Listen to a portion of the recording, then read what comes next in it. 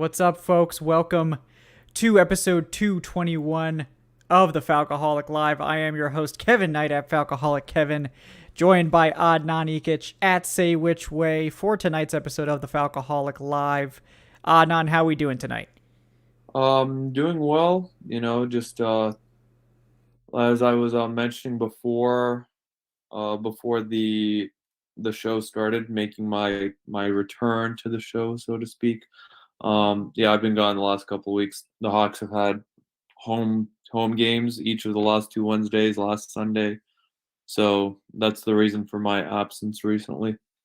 Yeah, I've no. been down at the arena. Okay, so now people know, your first love is truly basketball, and this is just a side gig for you because we're only doing this for the money, right?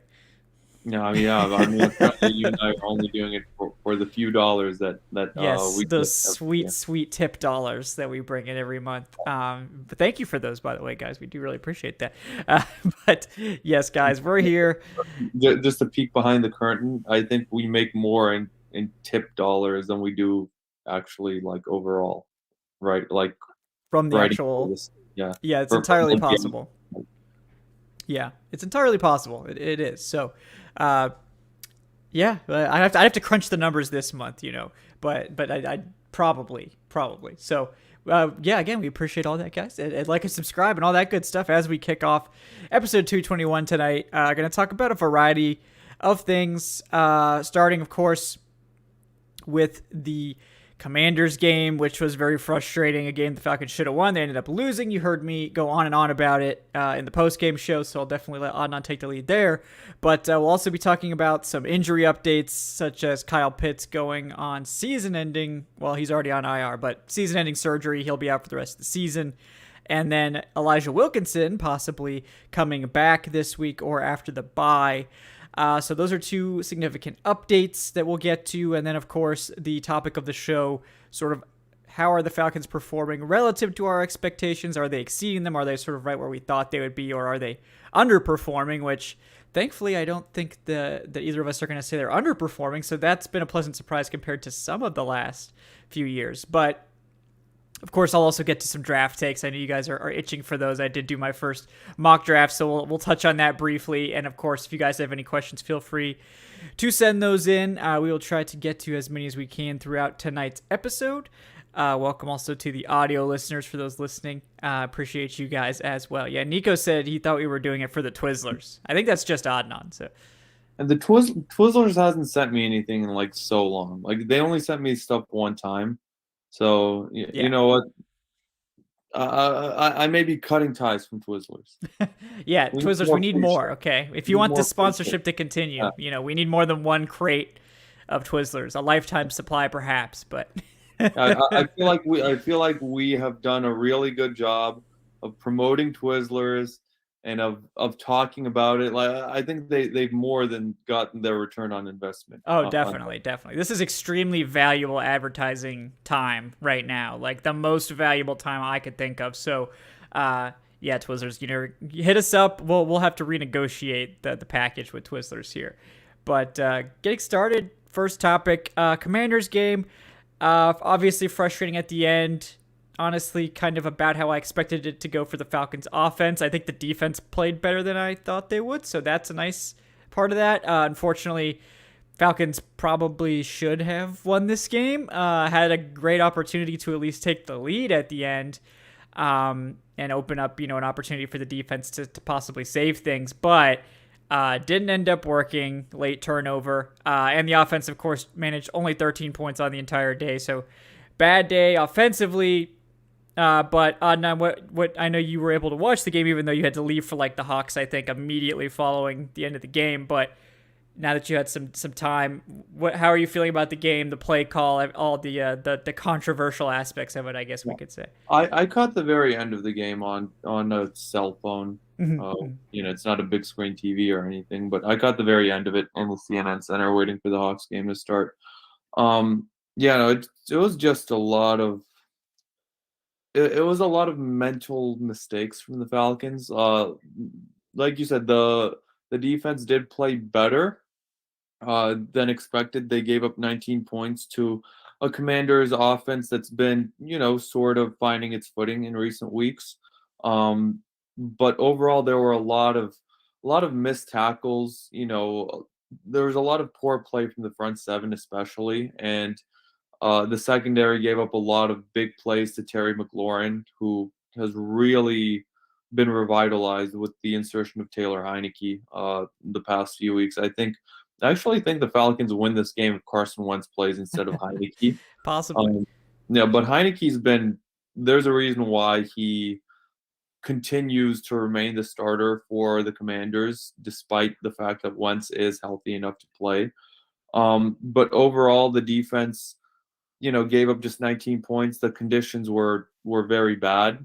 Shout out to Younghoe Koo for those two 40, nearly 50-yard field goals that he hit, which were, both very big. He missed that 58-yarder, which I wasn't not expecting him to hit that. Yeah. Not in Yeah. those conditions from 58 yards, not on that day. But the defense overall gave the offense a chance. They forced that big 3-and-out with the Falcons down 6 after the Falcons punted the ball away themselves following Washington's field goal to put them up by 6. Joey Slime missed an extra point to make it that result instead of a 7-point game.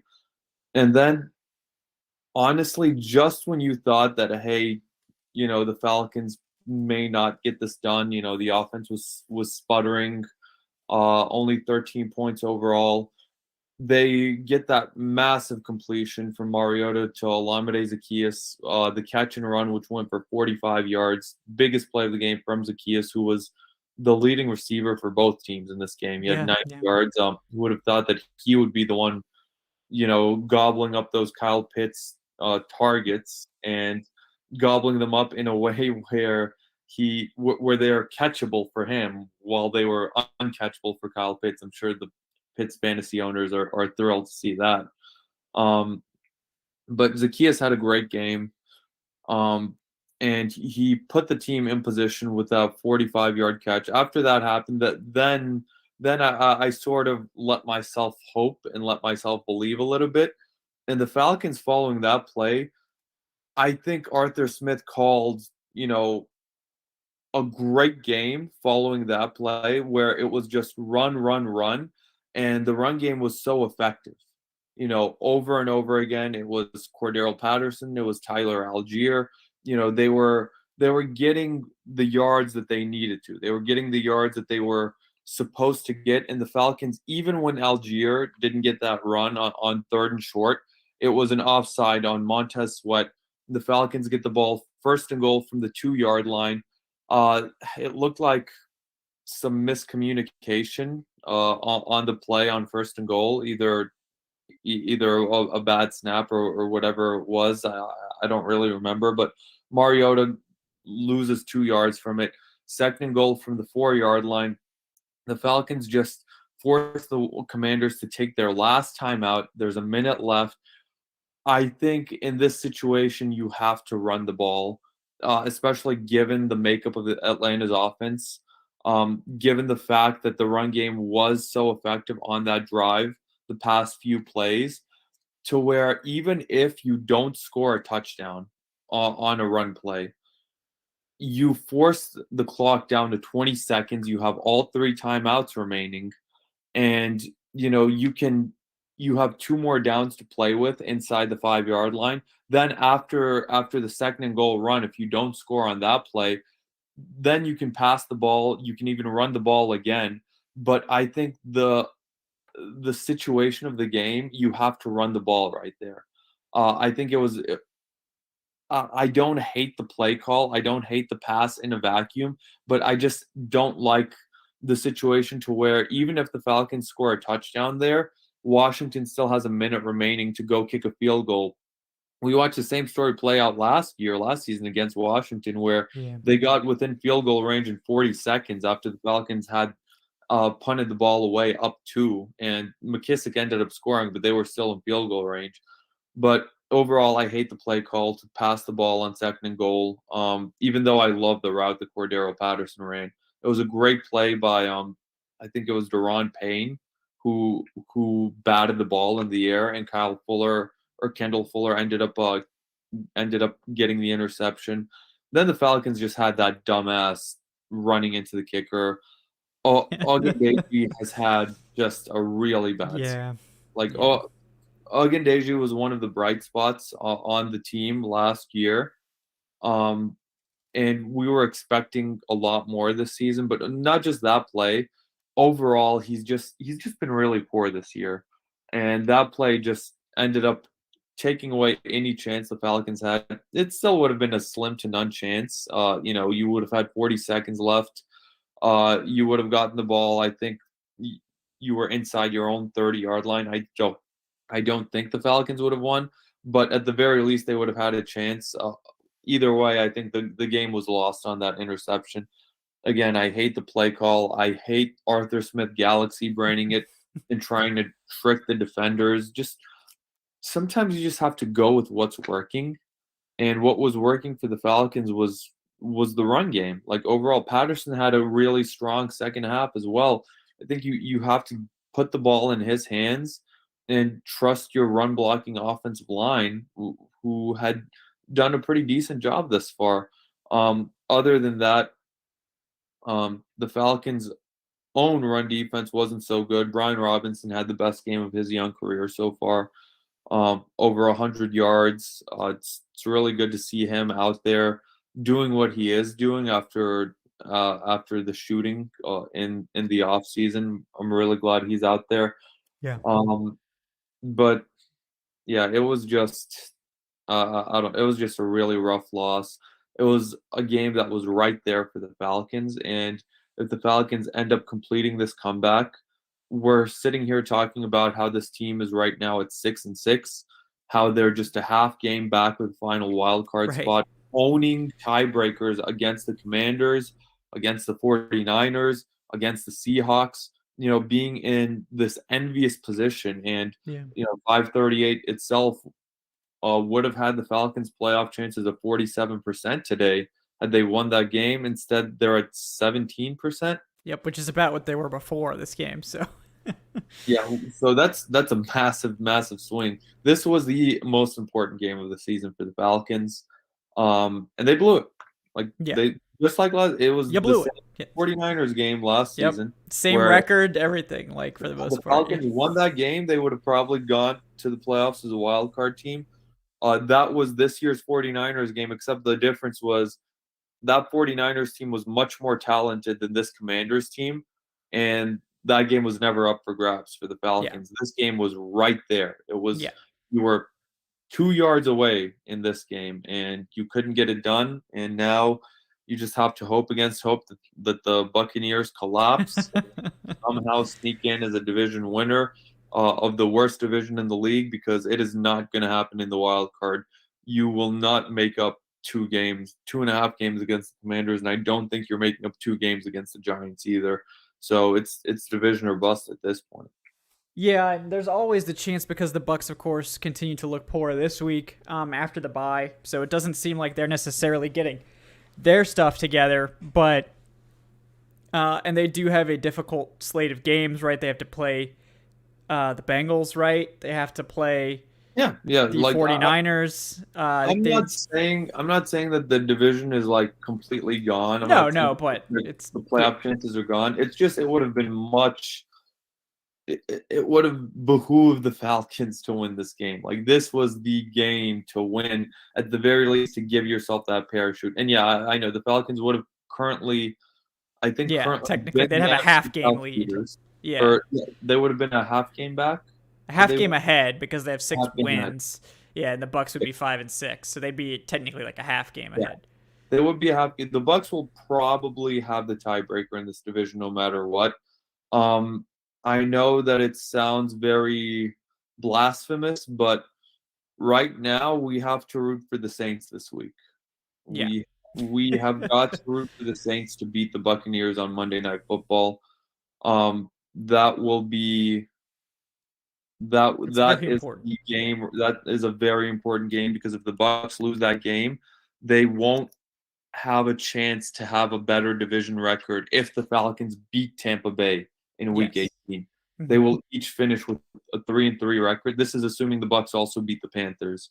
Yeah. But yeah, it's not over. Yeah, the Bucks still have the Niners. They still have the Bengals. Yep. Cardinals right there, which isn't. Who knows? The Cardinals just seem like a complete wild card every single week. So, yeah, it's weird. There's definitely a lot of ways that it could still break down. It just doesn't. It's gonna probably go right up until the end, unless the Bucks start rattling off a bunch of wins or the Falcons start rattling off a bunch of wins. It's probably gonna go down to the wire. But I think at this point, it's like if the Falcons lose, a Falcons loss coupled with a Bucks win against the Saints this next week, that's probably almost gonna do it for them, because then they'll be 1.5 games back.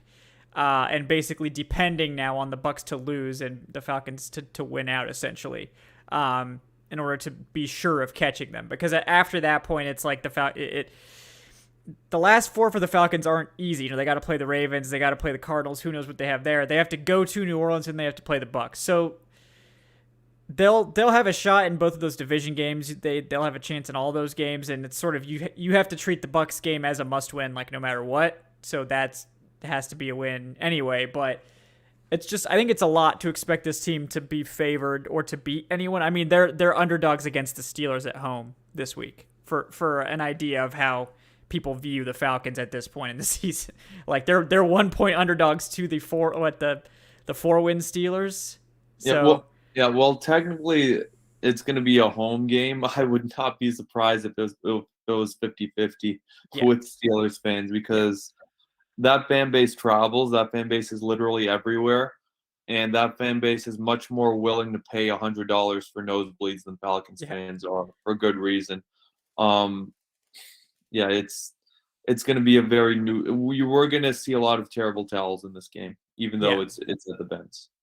Yeah, but it's still like, it should tell you something about how the rest of the NFL landscape feels about Atlanta, that they are 1-point underdogs at home. I guess maybe not anymore. No, now I think it's actually changed. Now they are 1-point favorites. So they did begin the week 1.5-point underdogs. So I'm not sure why the line. Because of the injury report, Najee Harris will likely not play this week. Mm-hmm. Jalen Warren would likely get his first start. I think he announced today that he will play. Okay. But yeah, that's I think that's the reason. I'd still consider this a toss-up. Yeah. Yeah, it's basically a pick-em at that point with that sort of spread, right? So I mean, but that's really telling that, like, oh, the Steelers without their star running back and all this stuff on the road are only a 1-point underdog against the Falcons. Like, it just doesn't seem like. Brandon said also that T.J. Watt was out. Okay. So I mean, that's a massive factor as well. Yeah, that would be significant, certainly. So we'll see how that goes, and the injury report will definitely be something to monitor. But this, every game now, they should be treated as a must win, because if you lose and the Bucks win, then you're putting yourself in a hole, and it's just really hard to gain ground with only 5 games left, like, reliably. Like, you have to basically depend on your opponent to lose. And maybe you could expect another loss or two from the Bucks, like we mentioned, the Bengals and the 49ers games. So maybe the Falcons have like a game of leeway, essentially, but they probably have to go 4-1 to catch the Bucks to finish the season. Like, probably. Because they have to be tied with the Bucks more than likely going into that last game. The only way is if the Bucks do lose to the Saints or the Panthers, because then it would be tough. The Falcons, I don't know what the interconference record is right now. Yeah. For the Falcons, I think the Falcons may even have a better conference record overall. Provided that their one loss is against the Ravens. Yeah. Because the Falcons have not fared super well. They lost to the Chargers. They lost to the Bengals. Those were two AFC losses right there.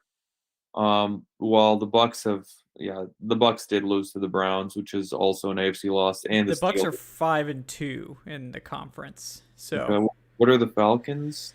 I don't know. I'd have to look that up. All right, Probably worse. yeah, I mean, I can do the math. I can do the math on that one. Yeah, yeah. Yeah, No, so the Falcons have three losses already, so they're going to be I'll behind. do the math while you Yeah, analyze the match. I believe the Falcons have four NFC five. The Falcons have 5 NFC losses, so there's no chance of the Falcons catching the Bucks for the conference record. Even if they were to, I guess if they went out the rest of the way and the Bucks lost out, Okay, maybe. yeah. But Yeah, the that's it. Falcons are 4-5. Yeah, that's correct. Yeah. They're 4-5. They would essentially be 7-5 in the conference if they beat the Saints, Cards, and the Bucks moving forward. So unlikely, certainly. So yeah, they basically have to go into week 18 tied with the Bucks and win that game. And if they go into week 18 tied, then I think they'll have roughly a 50% chance of making the playoffs. But if they don't, then it's if they don't go into week 18 tied, then it's over.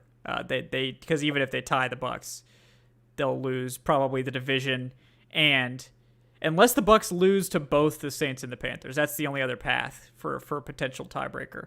Because then it's like, oh, well, maybe they're worse than 3-3. Because but, yeah, if we're assuming that the Bucks lose to the Niners, which I think is a fair assumption right now, and also if we give them the Bengals loss, then yeah, that loss to the Falcons would be what, their fourth, and the Falcons you said already had 5, so yeah, that's yeah, be rough. Well, what is up, Will? Got Will McFadden, host of the Believe in Falcons podcast, hopping in for some more perspective. He is at Will McFadden on the Twitters. Will, how you doing tonight? I'm doing well, guys. How are y'all? Good. You caught us just in the middle of doing some standings math.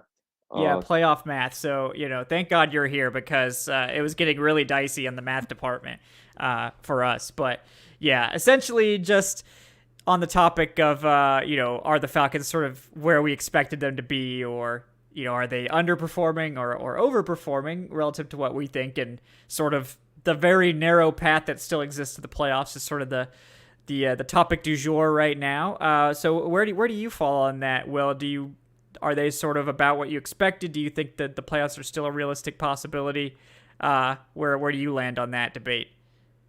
Well, I kind of feel like they're two separate conversations. Kind of, because the Falcons are ahead slightly of where kind of my best case scenario version within the realistic parameters of like what we should expect fell, which is they've been competitive in damn near every game this season. Have they won every single game that I thought they should have won? Have they made some, no, they haven't. Have they made some of the mistakes of teams past, that have really haunted Falcons fans, where you lose games, somewhere out of nowhere that you should have won? Yeah, they're still doing that. But by and large, I think that they're coming into every game with a great game plan that gives them the best chance to win. I think they've done an excellent job of maximizing every little bit of this team to kind of have their most successful path to victory. And a lot of times that is getting it down to a coin flip. And as you saw on Sunday, that doesn't always go your way. But I think that the Falcons do a commendable job of staying in every single game. Now, the playoffs question is more about just how bad the NFC South is. If Tampa Bay was anything that we expected them to be, if they had San Francisco's record and they're 7-4, that for all intents and purposes, like, it's their division, right? So the fact that they are playing poorly makes everything feel a little bit, I think, worse, because we're almost in that horse race where everything is still there. I think once we get removed from the week to week, did we win? Did they win? Did they lose? Where do we stand? Then everybody will be able to see the bigger picture, which is this team is doing kind of everything that we wanted to see coming into this season. And we shouldn't lose sight of that. They are showing a lot of growth. They're figuring out some of the lessons that they're going to need next year, the year after that, when we do have realistic expectations that should be met. We're seeing them go through those growing pains now, and they're still finding ways to win games against good teams. And I expect them to get another win on Sunday. So yeah, they're kind of ahead of schedule for me. Yeah, I think that's a fair assessment, and it is separate from the playoffs discussion because, like you said, I think I tweeted something to the effect of, like if the Bucs weren't terrible, we wouldn't even be having this discussion about the playoffs because a team that's 5-7 is very rarely in contention for the division title or the wild card at this point in the season. So the fact that they are really speaks to the quality of the division opponent in Tampa Bay, who, coming off their bye, showed that they really haven't gotten it together. Like, that team is still not very good. They're just sort of a much more expensive, older veteran version of the Falcons right now. And they also just lost their best offensive lineman for 3 to 4 weeks too, Tristan Wirfs. And I think it's aggressive to even think that he'll be back. Like, I know that they say that he could be back, but he has a high ankle sprain, and it's just like, it's really hard to come back from a high ankle sprain in that amount of time. So I would still be surprised if he does. I'm not saying that it's impossible, but there's not many players who come back from high ankle sprains that quickly. So. And they're already without Shaq Barrett for the rest of the year, who's their best pass rusher. So Tampa's old and banged up. It reminds me of Falcons teams of years past. I was going to say it's like 2014 all over again. Falcons, where they're 5-7 but competing for a division crown, and that also came down to the last game of the year against the Panthers. And where the Falcons lost that one 34-3. So hopefully we don't see a repeat of that. But I don't think it's too far fetched. If the Falcons can beat the Steelers this weekend, and if they can come out of the bye week and beat a Saints team that's struggling, I don't think it's too far fetched to think that they could be tied with the Bucs going into that last game. Just because it'll be hard for the Bucs to beat the Niners and the Bengals. I think I would say that the Niners and Bengals will be objective favorites in those games. So even if the Bucs win all the other games, the Falcons would essentially just have to also beat the Cardinals, because I'm not even entertaining a possible win against the Ravens. Yeah, even though Jacksonville did beat them. So, like, there's obviously a chance that you can pull off an upset there, but it would be very unlikely. That was an unlikely outcome, certainly. So, yeah, don't disagree there. I think if the Falcons could find a way to get back to 500, it's like, okay, well, now you have a chance at anything. But, like, this team has not shown me any confidence that they can win back-to-back games. I think they've done it once, so once or twice this year they've managed to win more than one game in a row. So they're not, and they're like 1-point favorites against the 4-8 Steelers at home. So it just like they're frisky, this team is going to give everyone a game, and like I think it's commendable and impressive that they were able to run the ball as well as they did against the Commanders, one of the best run defenses in the NFL. They ran the ball against them, and they were able to do it. That's one of the hardest teams to do that against. They completely shut down Dameon Pierce and the Texans rushing attack the week prior. So I mean, Pierce had like 4 yards or something on like 12 carries. So like, it's impressive that they were able to do that, but they still lost the game, and they still scored just 13 points despite rushing for 160 yards. And I think most of these teams, like if the Bucs were rushing for 160 yards, that team would be expecting to score like 25, 30 points off of that. Now they happen to be like the worst rushing attack in the NFL, but if they were better at that, that probably helped them not be so awful. The only thing that really sucks is we may end the season with the Falcons, not winning the division. And then we'll look back at this Washington game, and we'll look back at that Chargers game that was right there for you. And New Orleans, week 1. Yeah, we'll look back at New Orleans. We'll look back at that Panthers game in Carolina, where, just these games where you were right there and you probably should have won, but maybe not the Carolina game. But Adnan, that's kind of my point is like, I actually think that's probably something better. That you could praise. No, you could actually say is like a positive, because I think that Atlanta knows, given the talent on this roster, given what we all talk about is, like if they had something better over here, if they were able to have a pass rush or kind of like these different things that we expect them to go get and acquire in free agency once their salary situation is much better. But because they don't have that, there is really only, I think, a finite amount of types of games that they can play that they have a chance to win. And when you're a team that can kind of put your foot on another team's throat early in the game and put them away and just change the dimensions of that game because you have the talent to like strike quickly, or, the Dolphins, great example, like they can get out in a lead really, really quickly. The Falcons are kind of more likely to open themselves up to like that counter punch. They're more likely when they're trying to blitz and get after the quarterback to give up a long touchdown. So they have to play these close games that come down to essentially a coin flip late in the fourth quarter, where it's like each team has a drive left. Who can make that play? And sometimes you'll get a 49ers game where they miss some explosive chances and you're hitting yours. And yeah, you build a little bit of a lead. And sometimes you get a Bengals game where you just can't keep up with them and they're getting everything that they want. But that's worked for the Falcons most of this season. In those coin flip games, though, there's a high degree of variability. And that's where I think you're seeing games like that New Orleans game, like the Chargers game. Some of these where like the play doesn't go your way. This past Sunday was a perfect example of that. But I think that the Falcons know the type of game they have to be in, and they generally have done a good job of getting it there and getting it to the point where they are, are they maybe a play or two away? No, but maybe they're 3 or 4. And so like they're doing what they need to do to win these games. And I think that is a credit to the coaching staff. Even at times we're frustrated with maybe the in-game decisions or certain things that are executed on game day. I think the game planning has been really spot on this year.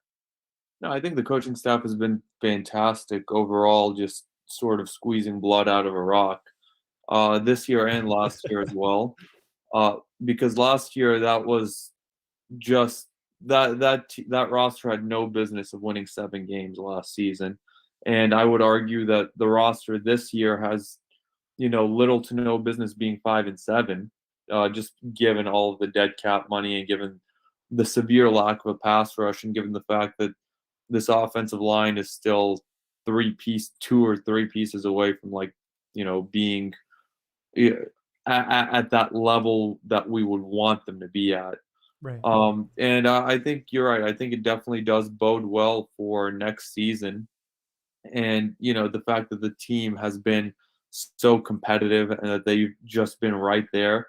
But that still won't make it any easier this year when the team does, or if the team does miss out on the playoffs by like a game or two, just because there were a lot of those mental issues in those games. Like that Saints game especially was that was one where it's I still to this day am screaming out that if they go for it on that 4th and 1, the Falcons win that game against the Saints. So.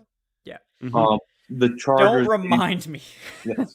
The Chargers game was one where it was just you shooting yourself in the foot with that game, where you just abandoned the run game, especially on that last drive.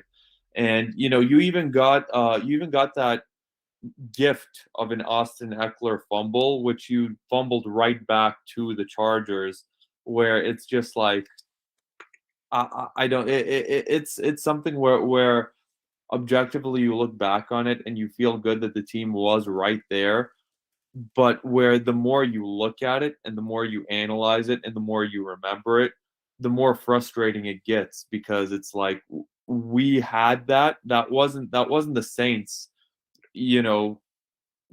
doing that to us. Sure, the Saints had a couple of great plays, to set themselves up. They made some great plays through the air. They did. Some of those Landry catches were nuts. Yeah, Landry made some great plays, but Michael Thomas just probably those his were only like 2 catches of the year. Literally their best game of the entire season was week 1. That was the only game where that offense it was just the fourth quarter. It was the fourth quarter of week 1 was the best game all season. Yeah. That was just the pure Falcons hatred that just drove them to that. My argument is Landry shouldn't have been in a position to even get those plays, because right, you're 4th, and I still don't understand 4th and 1, and you're I think you're past midfield. You're on their 45. But that's week one. I think you've seen a team that has grown and started to learn. Like, we're talking about Arthur Smith not going for it on that 4th and 1. Like, he's kind of gone for it on a lot of 4th and 1s on short maybe something that he shouldn't have, this last week. Yeah. Right. But I think it's showing that he's at least willing this season to kind of play with some things, to see what works, to see what doesn't. I think that they had success, short yardage at the goal line on a pass play against Washington early in the game. They kind of went back to it right there at the end, and the play was there. And it was like, it was dialed up exactly how they wanted it. If he gets the ball out and it gets to Cordero, that's touchdown.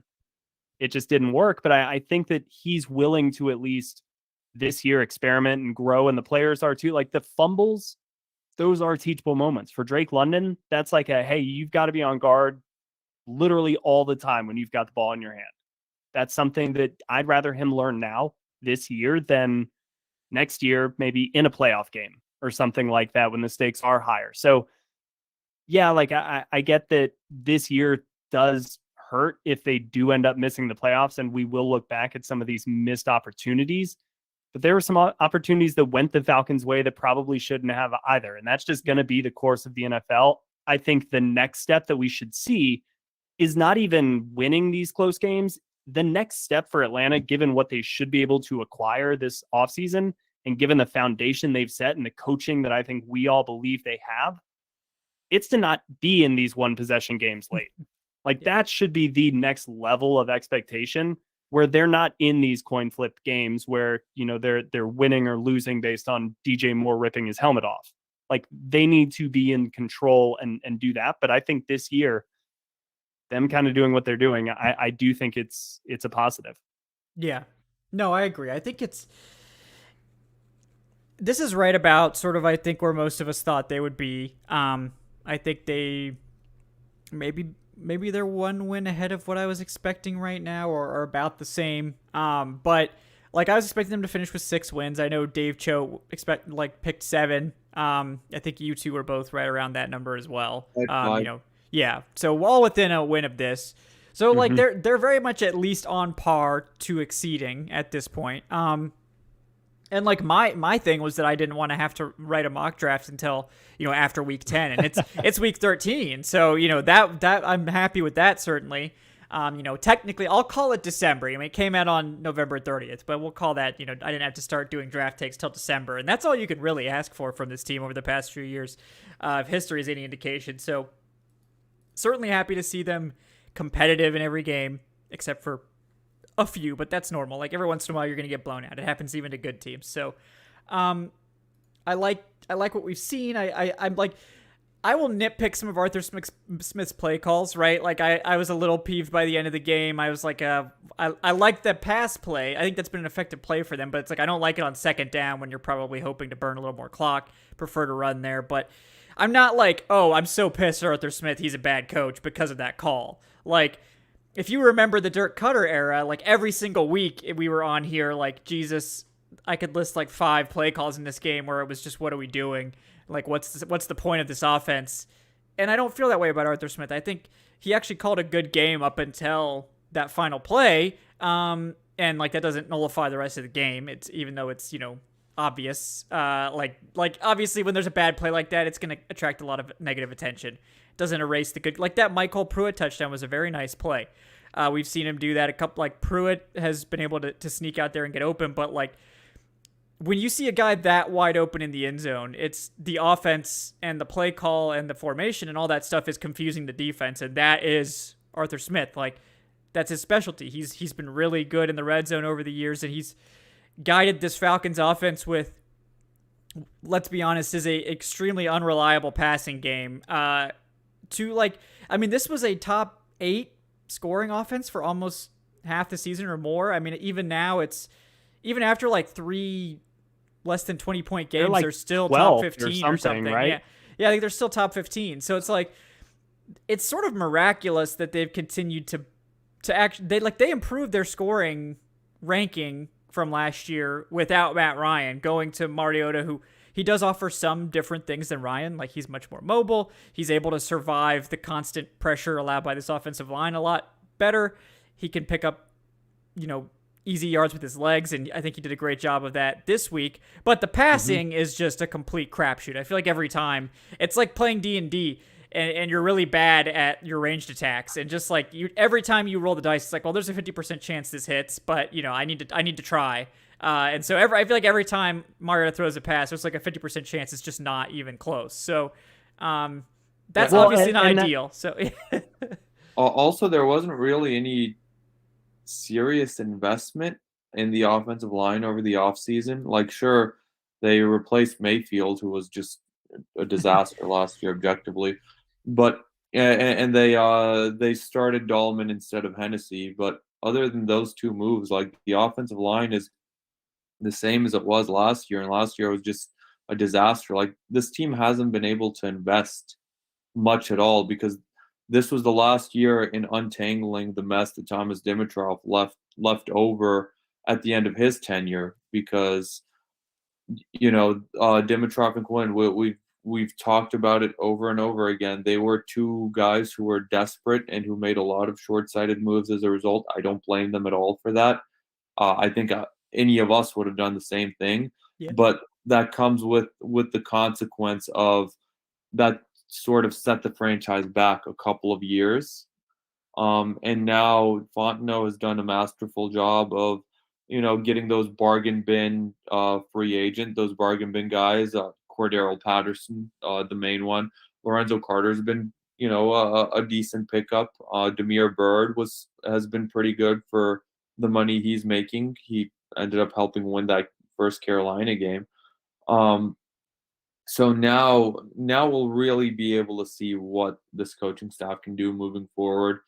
Because, even the Calvin Ridley situation, like, that shit, nobody saw that coming. Yeah. Like, no, nobody saw, like, everyone expected the Falcons to at the very least have, maybe an extra first-round pick going into this season. I think that they had a trade in place before, Ridley's suspension came down. But the coaching staff and the front office has dealt with, a lot of shit in this project.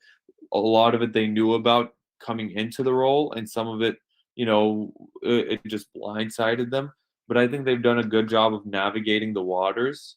And even if the Buccaneers were, running away with this division, the Falcons sitting here at 5-7 is still pretty impressive. Like, I had them at 5-12 this season.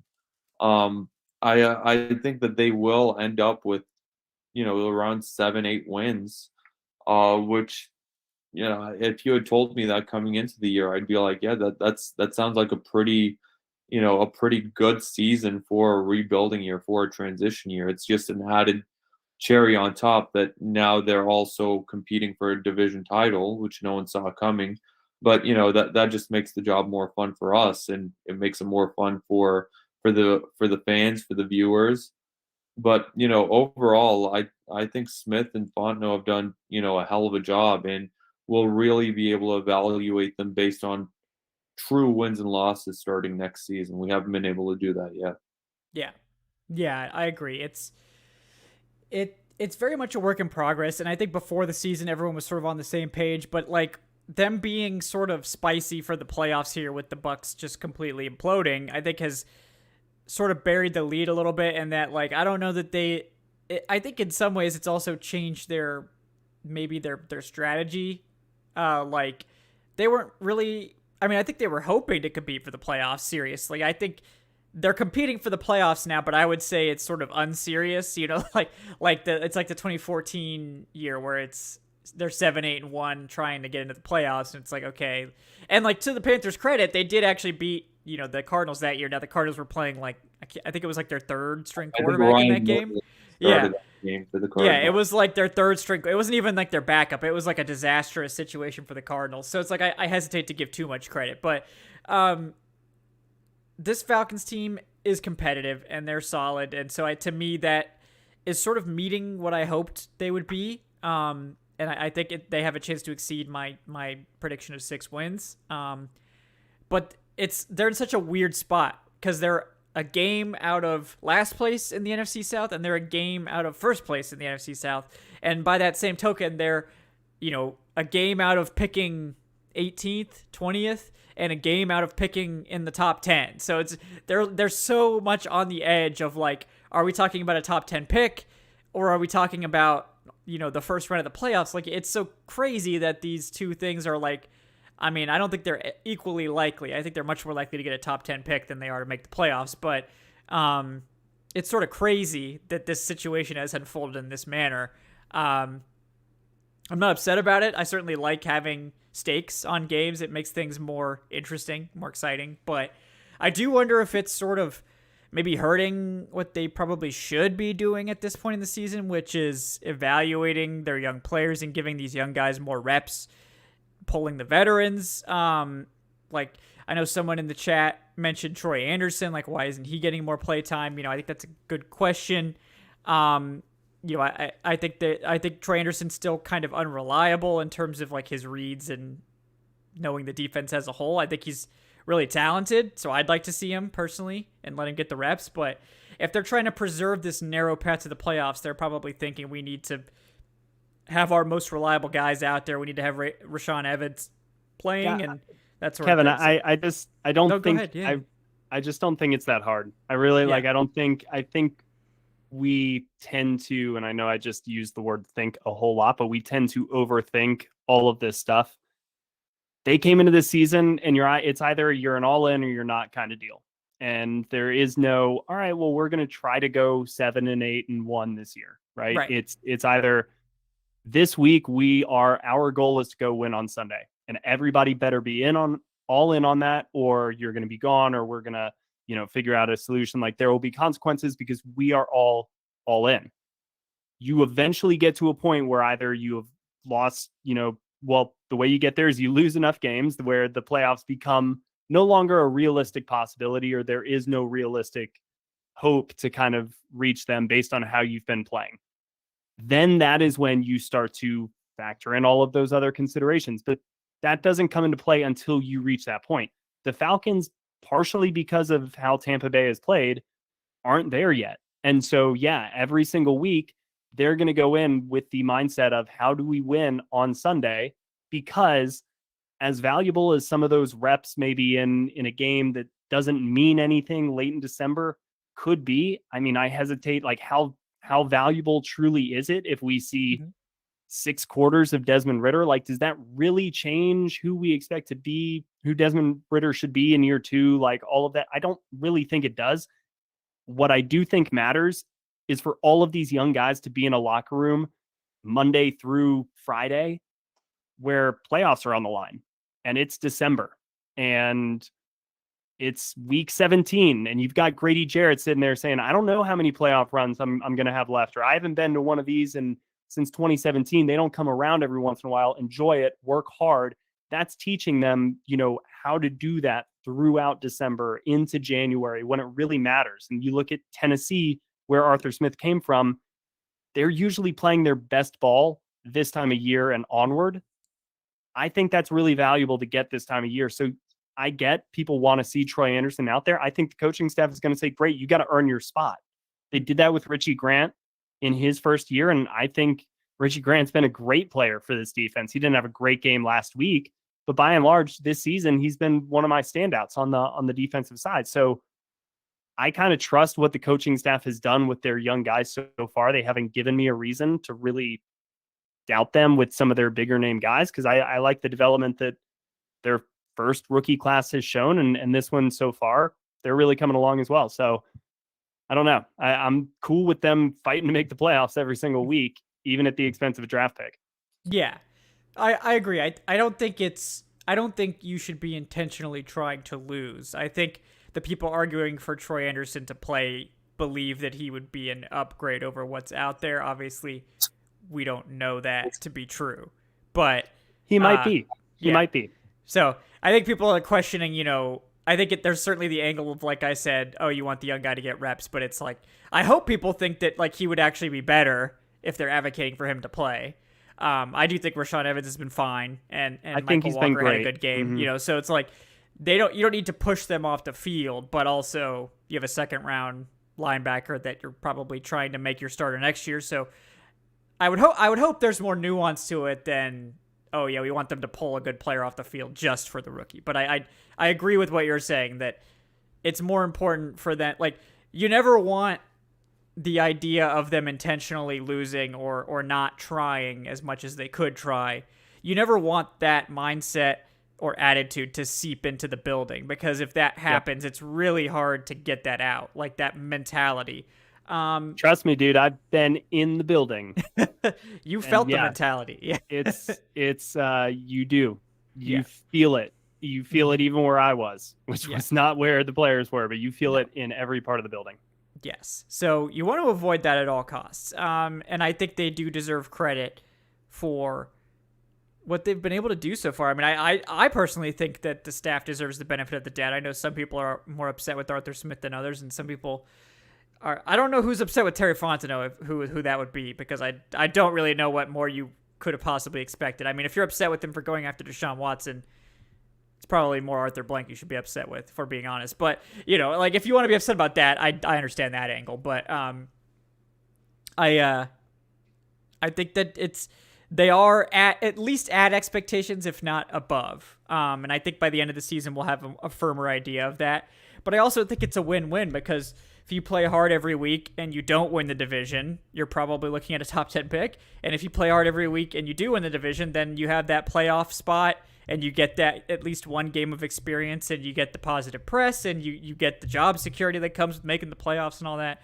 That sweet ticket revenue from exactly. From a playoff game. Yeah, I mean, they'd host that. Yeah.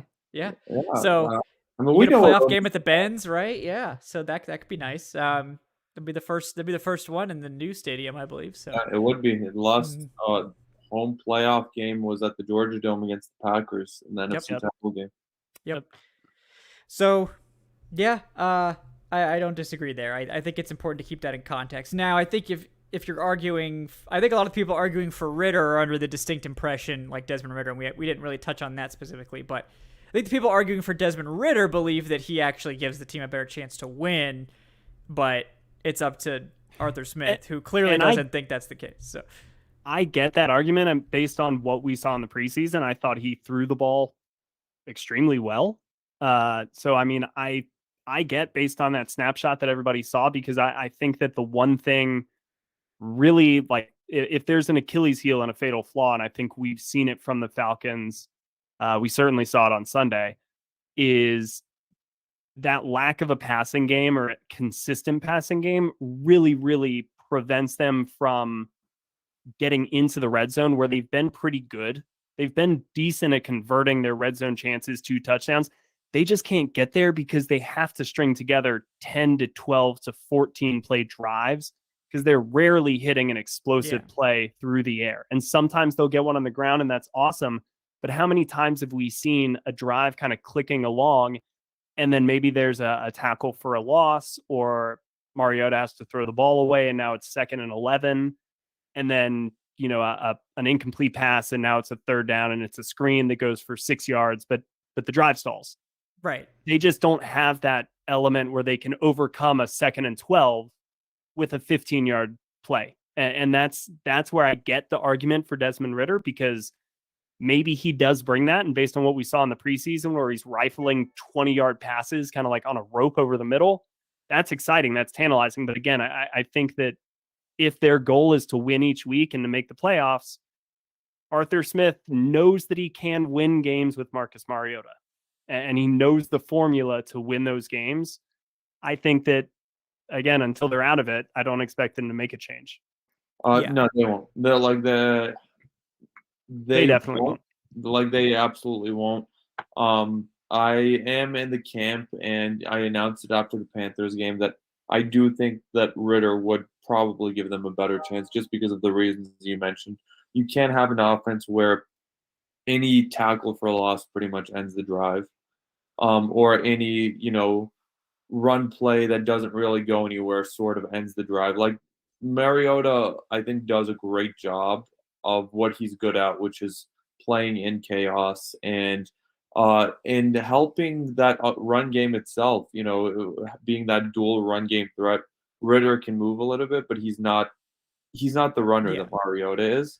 Yeah. But no, we're not going to see the veteran pulled until Atlanta's officially eliminated. The frustrating part for me is that if the Falcons are sort of letting what's going on elsewhere dictate their own plans, because I feel like Ritter would have gotten a start, or they would have gone to Ritter at this point if the Buccaneers were better. I just don't like.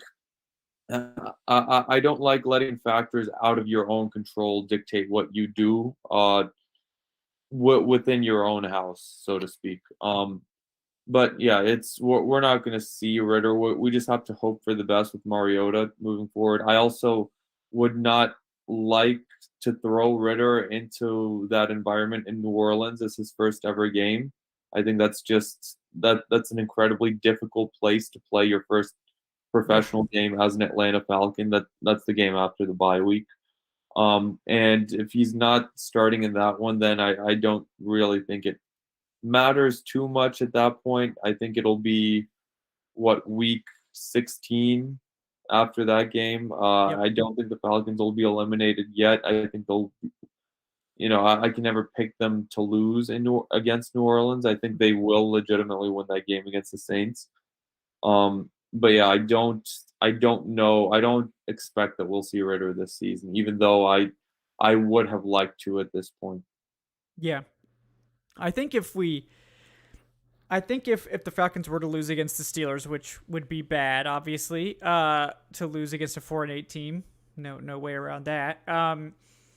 If they were to lose against the Steelers and then the Bucs were to win this week, it's crazy we have to add that caveat yes. From here on out. Yes. So if the Bucs were to beat the Saints and the Falcons were to lose to the Steelers, I think at that point your chances of the playoffs are probably less than 10%. And maybe at that point you consider going to Ritter. That's my thought. Are we boring you, Kevin? Yes. I was going to sneeze. I pressed my sneeze button. So, It sounded like a yawn on my... Oh, yes. Oh, yes. This Falcons team. And for the record, I'm checking 538 right now. That scenario that you said, if that were to come to fruition, Atlanta would have a 5% chance of making the playoffs. Yes. And even if Tampa Bay were to lose, if the Falcons lose to the Steelers, that would still be a 10% chance. Yeah. So I think basically the Falcons, if they're serious about making this playoff thing happen, they have to win against the Steelers. They do. Yeah. And they have to probably win against the Saints too. But if they win those two games and get back to 500, I think we can start talking about okay, there's a chance here that this could happen. But I think if they lose to the Steelers, everything changes, especially if coupled with the Bucs win, because then you're a game and a half behind the Bucs, and the Bucs are probably going to finish with a better divisional record than you, which means that you then have to have at least a 1-game lead over them at the end of the season to get the playoff spot. So it gets very dicey with the math if you don't have any tiebreakers over the Bucs. So we talked about that earlier, but yeah, it would very much behoove the Falcons to win both of those games. Very much so, because their playoff chances skyrocket if they win both of those games. Yeah. I mean, skyrocket toward the 50% range. Yeah, especially if the Bucs lose any of those games too. So and they're too winnable. They're not. You're not facing the Cowboys. You're not facing the Eagles. Yeah, the Saints. No, they should beat Pittsburgh. They should beat Pittsburgh. They should beat Pittsburgh. They should beat Pittsburgh. We can say that out loud. And I think you're gonna get. And frankly, I kind of feel this way a little bit about the Washington game. I think the Falcons actually played pretty well in that game. Yeah, I know it was a low-scoring game, all that stuff, but I think by and large, they played pretty well given the circumstances and the weather. I think you're going to get a really sharp game from them this Sunday, because I think that for all the reasons we talked about, the coaching staff knows how close these guys could be to, all right, this season's not it. now we are going to turn the page, start seeing that. And a lot of them are on 1-year contracts. Like they want to extend this as far as they can, get as much good tape out there before people in the organization do start to turn the page or whatever, look forward to next year. So I think that they're going to come out really, really strong before the bye week, go into the bye week, get that break. And then, yeah, I think they're going to come out a little bit of a different team for the final 4-game stretch, depending on if they win or lose this game. If they win, then I'm really excited for the last 4 games because I think they'll do some interesting things during the bye week. If they lose, you probably spend the bye week figuring out who do we want to see more of, who do we want to give a rest, get healed because they're a free agent, all that stuff. Yeah, in fairness, the Saints will also have their own bye week before the Falcons game. But God, it's like Florida, Georgia. What is this? Everybody just taking the bye week off beforehand. Pretty much, yeah, I think the NFL knew what they were doing with that one. But I think that game will also be on a Saturday. I think they announced that game will be played on Saturday instead of Sunday. It is Florida, Georgia. Are they playing in Jacksonville? Yeah, God, I would much rather play in Jacksonville than New Orleans in that game. But yeah, the Saints look fucking horrible right now too. Like overall, they look like a mess. Like we don't even know who their quarterback is going to be. Alvin Kamara isn't looking, like that elite running back that we've been accustomed to seeing at this point. Chris Olave is really good. Yes. Yeah, that Saints team right now, like they're figuring their own stuff out, and that's going to be a grudge match, obviously. But it's there for the Falcons in these next 2 games. If they win these next 2, like they are right there, like they are legitimately right in it until the very end. I don't know what we'll see, but of course it's 1 game at a time. We'll talk about that Saints game when we get to it. But yeah, the Steelers are not the Steelers of the past. Like this will be Mike Tomlin's first losing record ever as head coach of this, which is insane. Like it's insane that man has been coaching that team for that long, and they've never had a losing record. The Falcons haven't been above 500 in 4 years. Like we don't even know what a winning record is since 2017. But yeah, like this is not that scary Steelers team from a decade ago.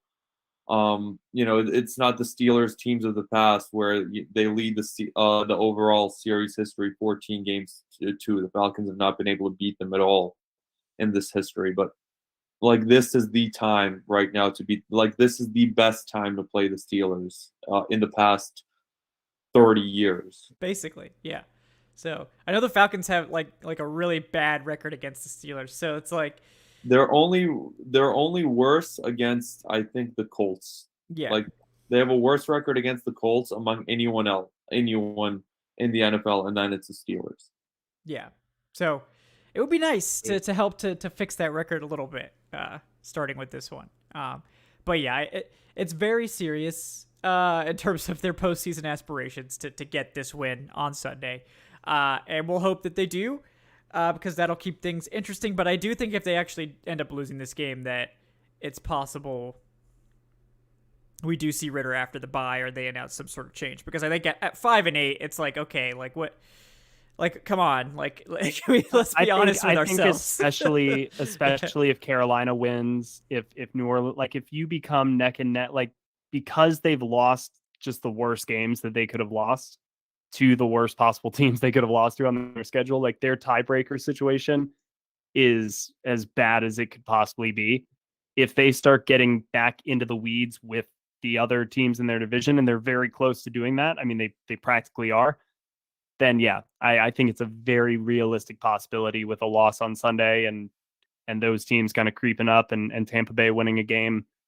Yeah, I think that over the bye week, it's more likely that you see them retooling, adjust, and kind of come out with a approach more based on the future out of the bye week than maybe a final 4-game sprint.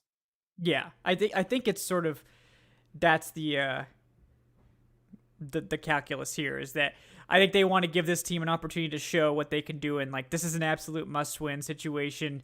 Like our season's hinging on this, and let's see how the team responds. And I think that's always a good test and always good to see how your team responds. But yeah, you want to be in the playoffs, you got to win this playoff game. Yeah. Right. Like that's the message. And I mean, honestly, it's a fair expectation that if you want to be in the playoffs, you should probably be beating the 4-8 Pittsburgh Steelers. Yeah, I think that's Also just a true. fair, you know.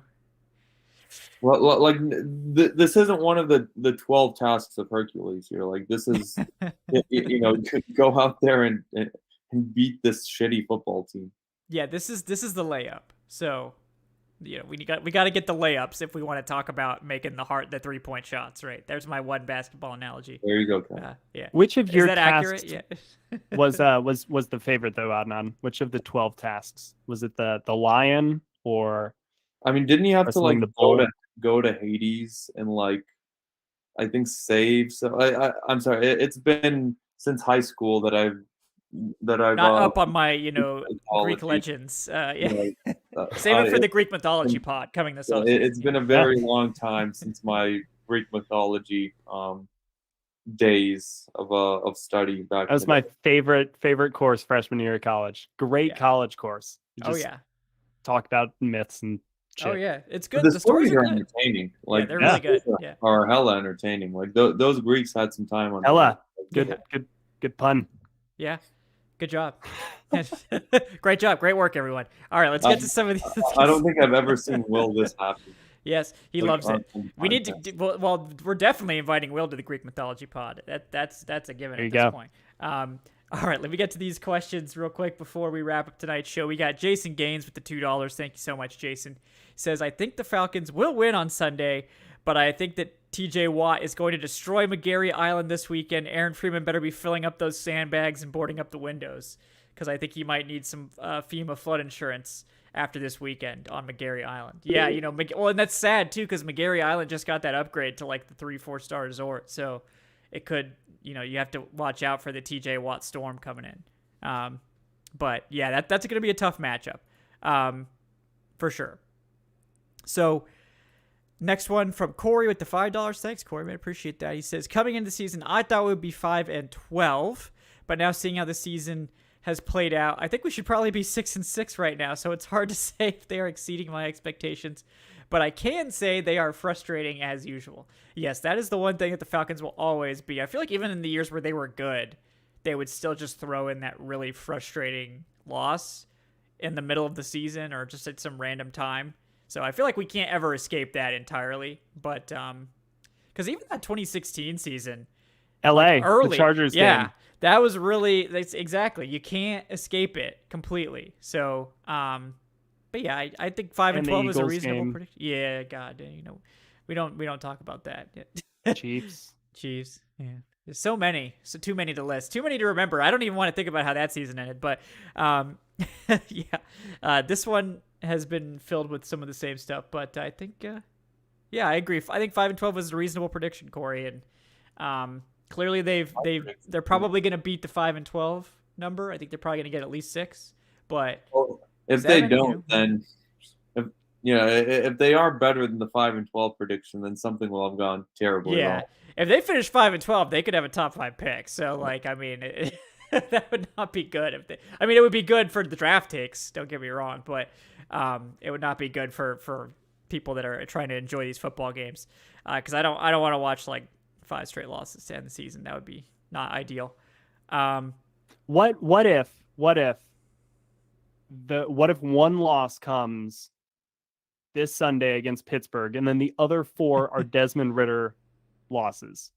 It depends. Will you count those the same as if they were Marcus Mariota losses? How does Ridder look? Like, is Ridder slinging it and he is the guy and everyone else is just failing around him? Well, that's what I'm saying. It's like the context. We could sit here and just be like, oh my God, if they're 5-12, we're sitting here like kind of skies falling, top 5 draft pick, all that stuff. Like I think that if people want to see Ridder, there's a realistic chance that that's what you're getting in return. Yeah. Right. Because I think that given the teams that they still have left to play, it's not a cupcake walk by any stretch of the imagination. Arizona and Baltimore, they're certainly capable of beating this team. So Like that's the trade-off is we can sit here and be like, man, this team sucks. They finished 5-12.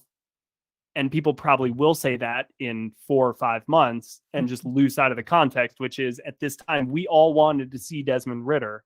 And then you get him. And then it's kind of like a damned if you do, damned if you don't type of deal. And so that is why, again, I just support the coaching staff, just win every single week. And then we can at least judge it fairly, as opposed to, all right, well, they made this move. What did that mean? All of that stuff. We know that they're trying to give it their best effort, and that allows us as the fans to kind of evaluate them easiest as well. Yeah. No, I think that's fair. And I agree. Like, it depends. Obviously, it depends on how Ridder looks. Like, but it's like you're basically hoping for Ridder to just show some positive signs. Like, maybe that means there's. I mean, even in our rosiest expectations, I would think Ridder's probably going to throw some dumb picks. All rookies do this. Like, it's going to happen. But you're hoping that the down to down consistency is better, and he's able to hit more of these tight window throws, and he's more aggressive passing the ball, and he makes up for the deficiencies, and maybe that doesn't result in more wins, but maybe it results in a better looking offense, and maybe it does result in more wins if the defense continues to play better, because I think that was sort of an unheralded thing, was with AJ Terrell back, finally looking like he's back at 100%. I mean, the defense looked a lot better against Washington. I think they actually really held their own. And I thought they looked pretty good against Chicago the week before. Yeah, even though the score total wasn't as low as it was against Washington, like I think they've been playing better recently than we've been giving them credit for. Yeah, no, I agree. So, yeah, I agree on all those counts. I think that I'd certainly like to see Ridder sooner than later, but I don't know if it, like, that's the thing we've always said, is that even if you're a big believer in Ridder and you want him to play, you have to be ready for that. It might not necessarily translate to the wins coming. And I think that a lot of people would be okay with that, because at least we would be evaluating our future at the quarterback position, which is, of course, a big deal going into next season. It would be one of the hottest topics going into 2023 for sure. All right, we got Jason Gaines with one more. Kevin, I got this Bill Parcells quote for you. Dumb players do dumb things, and smart players very seldom do dumb things. I think that might apply to Ade Ogundeji. Oh, man, just like blasting my man Ogundeji. Yeah. No, I mean, Ogundeji he's had probably the worst season of any of the second-year guys, I would say. And I thought he had a pretty solid rookie year. So it's been disappointing, certainly. And obviously the special team snafu is an issue as well. But yeah, he's probably the most disappointing defensive line player for me, for sure. So that's sad to see. I hope, obviously, we hope we can turn it around. He's still got 5 games. So, I mean, they're not going to cut him or anything. I was joking when I tweeted that out. Like, it's like they're not going to cut him for that. But, like, he's got an uphill battle to make the roster next year, because they're gonna bring in more edge guys. Like, they're probably gonna draft someone, and they're probably gonna sign somebody. So I'm pretty sure it wasn't fun to be him in the film session afterwards, though. Nope. I have a feeling that he doesn't need us calling him out. I think he's probably getting enough of an earful from Dean Pease and Marquise Williams from that one. So probably doesn't need any help from us on that account. But Jason also adds, did you see that Vic Beasley was a first-round pick in the XFL draft? I think that league might be lacking talent. Wait, was he really? Yes. He was like one of the first picks, I think, yeah. I'm not following the XFL at all. No.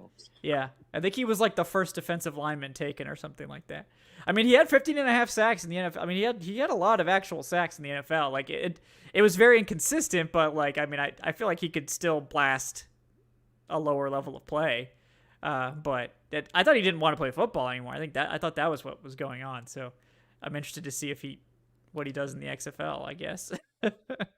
I mean, nobody really wants to play football until, like, those paychecks stop coming, and then it's like, maybe it's not so bad. Oh yeah, now it's I'm feeling a little more interested. But yeah, you guys have go ahead. I was gonna say, I don't think anyone really likes playing football. Like, this sport, like, is ass. Like, this sport. It's terrible on your body. Like, oh yeah, it's definitely painful. Don't get me wrong. I think it was easy. I bet it's easier to play when you're a little bit younger, and you jump right up from those hits. And when you get into your 30s and stuff, oh man, I don't know if I want to take these hits anymore. It's not as easy to get up. No, like what makes it like bearable to play is the millions of dollars that you're making off of it. Like that definitely helps sweeten the pot, I would imagine, in a big way. That you're getting paid premium money to go put your body on the line every week. So, and it's like, I mean, you're getting to do something that's like the peak of your profession, right? You're getting to compete in like the highest level and all that stuff, and that aspects of it's fun. But it is a grueling, now 18-week season plus the postseason for these guys. So it's a lot of hard work, a lot of commitment that it takes. Yeah. Well, anything else you guys want to add tonight before we wrap things up? I think we covered a lot of ground here. I'm good on my end. Yeah, got all it takes. Let's go beat the Steelers for the first time since 2006. Yeah, we're overdue That'd be for nice. one. We're overdue for one. So I agree. We should do that. Last one was when Mike Vick had maybe his best passing game of all time as an Atlanta Falcon. I think he had 4 touchdowns in that game. Man, that is a long time ago. Whew. It's been a minute. It's been a minute, but you didn't know what we had. Nope. What we were about to lose. Nope. Sad. 2007, 2006. What a naive year 2006 was. You know, everything seemed so happy. And then we had it all ripped away. But, you know, that's just life as a Falcons fan. That's pretty common actually, in the grand scheme. But guys, we do appreciate everyone hanging out and chatting with us tonight here on the Falcoholic Live. Want to thank my co-host this evening. First of all, Will McFadden. He's at Will McFadden on Twitter, host of the Believe in Falcons podcast with Ovi Mahaley. Will, anything else you're working on? Anything you want to plug? No, just stuff on the Falcoholic. This week's big question coming tomorrow. Still need to figure out what that is. Doing that right after this. And then we got stock up and stock down on Mondays and takeaways right after the game. So that's what I got cooking at the Falcoholic. Excellent. Good stuff there. Definitely check that out, folks. Also with us tonight, Adnan Ikic at Say Which Way. Adnan, anything you're working on you'd like to let the people know about? Yeah, I'm doing my series history article, looking at the history between the Falcons and Steelers, and I gave a preview of that with that it's not going to look very good for the Falcons. The Steelers have owned us. And the other thing is looking at the scenarios of what if the Falcons win or lose, looking at it from more of a playoff odds type thing, looking at the standings, looking at, you know, where the Falcons will stand. They beat the Steelers, and looking at where the Falcons will stand if they don't beat the Steelers. Those will both go on Saturday. All right. Good stuff there. Yeah, Brandon Brass says draft takes if we lose Sunday. Look, I already did some draft takes, but yes, like if they go to 5-8, we would definitely go more into draft season, for sure. And then it's gonna be the bye week as well. So, you know, I'll probably do some draft free agency look ahead stuff because it's the bye and it's late. Also, a week 14 bye is criminal. I'm sorry. It's terrible. It's terrible. It really is. Yeah. Like we're in December and the team still hasn't had its bye week. Like we all had Thanksgiving break before this team had a single break. It's pretty ridiculous. Like isn't the NFL thinking about us? What about our burnout? The media. Yeah. They need 2 bye weeks is what they need, to be honest. Like if they're doing this whole 17 games and apparently they want to go to 18. If they go to 18 games, I feel like they have to have. I think the players rejected that. Like I think the players said that they do not want 2 bye weeks. Really? I'm surprised. Oh, really? Why? Yeah. I think I read it like before when they were negotiating that the players were dead set against 2 bye weeks. I would think that would be nicer, but yeah, maybe they just want it to be over as soon as possible. I mean, maybe it's the fact that like it would like divert their pay a little bit toward being, if it's like 2 bye weeks, it's an extra week, so they make less money weekly. Or, yeah, that makes sense. That makes sense. Yeah. No, that's a good point. Like they would be technically under contract for an additional week without necessarily getting like a game check. So maybe if they did it with like, because I know they want to go to 18 games too, but I feel like you have to sort of. And I kind of think that if they're going to start doing more international games, like you're going to need to build in some extra rest time. Like if multiple teams are playing internationally, like each week, which is kind of where I think we're heading. Yeah. Like I think you're going to need to start building in like a first 6 7 weeks of the season, like each team gets a bye in there, and then like last 6-7 games of the season, team gets a bye in there, like that type of deal. Yeah, I think that makes I sense. think then if the NFL wants an 18th game, they'll get it. Like Yeah, the NFL owners are just too good at this. I think it's just unfair to the players just how bad they are at negotiating against the owners, and I think part of that is because the owners have taken advantage of the fact that every single player gets a vote on like big issues, and a lot of those players are looking at it from just a short term of, I'm probably not going to be in the league in a couple of years. Let me try and get everything I can right away. That's how they got that 17th game. Most of the players who voted for it are guys who probably aren't even in the NFL right now or won't be pretty soon. Right, because it's like most players are undrafted guys, 1-year contract guys. Yeah. So So I think basically we've learned throughout the years and the decades, whatever the owners want, we'll get. Well, and there's only 32 of them. It's so much easier for them to reach a consensus than it is 600 players across the league. Yeah, if it's not now, it will be like it'll happen eventually. And the NFL owners have wanted that 18th game for a while.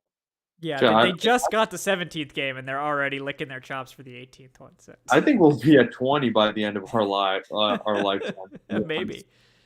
It's just a perpetual season. There's no off season anymore. They have a draft and they get new players and you just rotate them in.